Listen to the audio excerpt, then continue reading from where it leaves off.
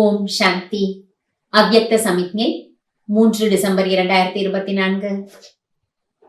बाप दादा बच्चों को निरंतर सच्चे सेवादारी बनने के लिए कहते हैं, लेकिन अगर नाम सेवा हो और स्वयं भी डिस्टर्ब हो, दूसरे को भी डिस्टर्ब करें, ऐसी सेवा न करना अच्छा है, क्योंकि सेवा का विशेष गुण संतुष्टता है।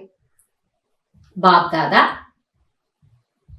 குழந்தைகளை நிரந்தரமான உண்மையான சேவாதாரி ஆக வேண்டும் என்று சொல்கின்றார்.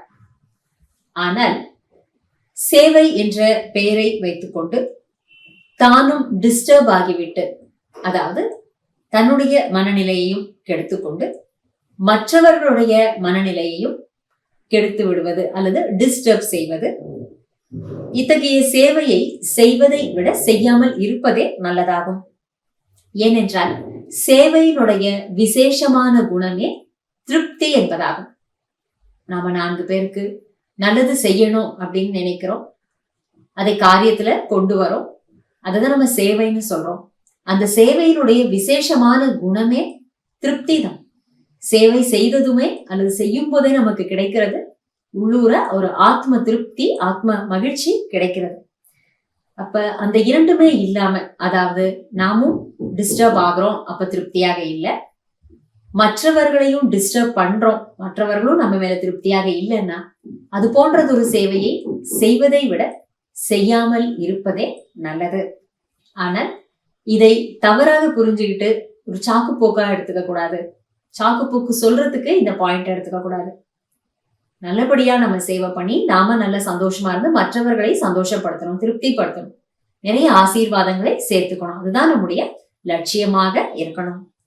பாபா சொல்ற, ஜஹாं संतुष्टता नहीं, चाहे स्वयं से चाहे संपर्क वालों से, वह सेवा न स्वयं को फल की प्राप्ति कराएगी न दूसरों को।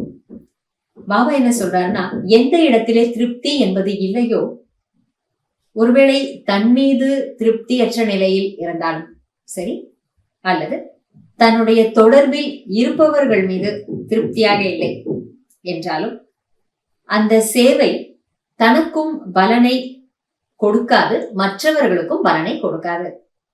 நாமும் திருப்தியாக இல்லை, மற்றவர்களும் நம் மீது திருப்தியாக இல்லை என்பொழுது அந்த செய்யப்பட்ட சேவை நமக்கே பலன் கொடுக்கலையே.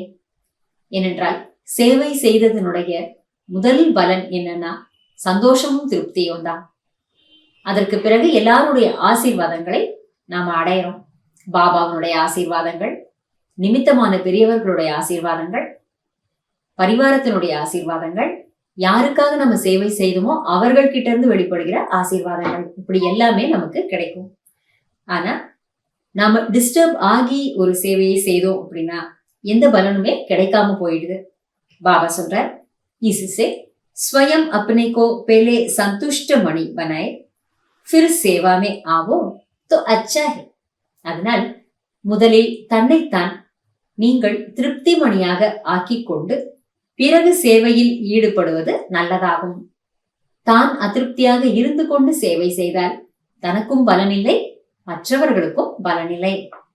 नहीं तो सूक्ष्म बोझ चढ़ता है और वह बोझ उड़ती कला में विघ्न रूप बन जाता है।